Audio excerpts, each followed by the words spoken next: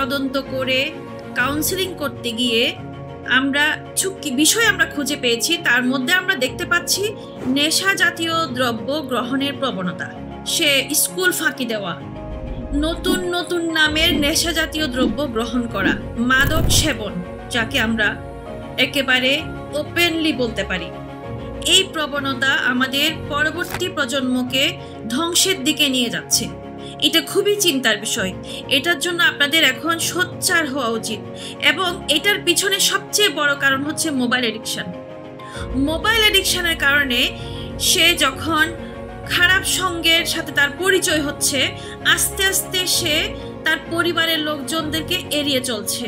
সামাজিকতা শেখার পরিবর্তে সে আত্মীয় স্বজনকে এড়িয়ে চলছে, নিজের বাবা মাকে এড়িয়ে চলছে, দরজা বন্ধ করে থাকতে সে পছন্দ করছে।